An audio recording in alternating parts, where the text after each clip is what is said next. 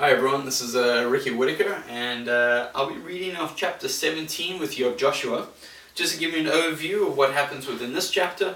Lot of Manasseh, his coast Canaanites were not driven out. The children of Joseph sue for another lot. So let's read chapter 17 of Joshua and God's word. There was also a lot for the tribe of Manasseh, for he was the firstborn of Joseph, to wit, for Manasseh, the firstborn of Manasseh, the father of Gilead. Because he was a man of war, therefore he had Gilead and Bashan.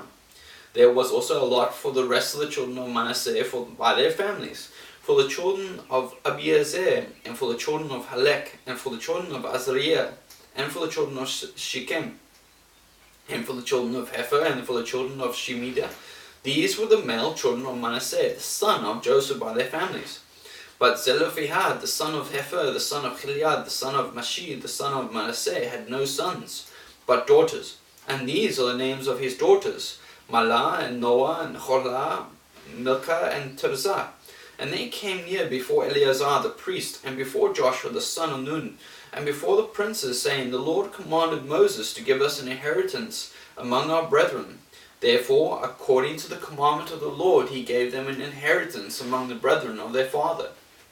And there fell 10 portions to Manasseh beside the land of Gilead and Bashan, which were on the other side of Jordan. Because the daughters of Manasseh had an inheritance among their sons, and the rest of Manasseh's sons had the land of Gilead. And the coast of Manasseh was from Asher to Manasseh and lieth before Shechem. And the border went along on the right hand unto the inhabitants of En-Tappuah. Now Manasseh had the land of Tappuah, but Tappuah on the border of Manasseh belonged to the children of Ephraim. And the coast descended unto the river of Kanah, southward on the river. These cities of Ephraim are among the cities of Manasseh. The coast of Manasseh also was on the north side of the river, and the outgoings of it were at the sea. Southward it was Ephraim's, and northward it was Manasseh. And the sea in his border, and they met together in Asher on the north, and in Issachar on the east. And Manasseh had in Issachar and in Asher Beth-shean, and her towns, and Ibleam, and her towns, and the inhabitants of Dor, and her towns, and the inhabitants of Endor, and her towns, and the inhabitants of Tanach, and her towns, and the inhabitants of Megiddo, and her towns, even 3 countries. Yet the children of Manasseh could not drive out the inhabitants of those cities, but the Canaanites would dwell in that land. Yet it came to pass, when the children of Israel were waxen strong, that they put the Canaanites to tribute, but did not utterly drive them out. And the children of Joseph spake unto Joshua, saying, Why hast thou given me but one lot, and one portion to inherit, seeing I am a great people? For as much as the Lord hath blessed me hitherto.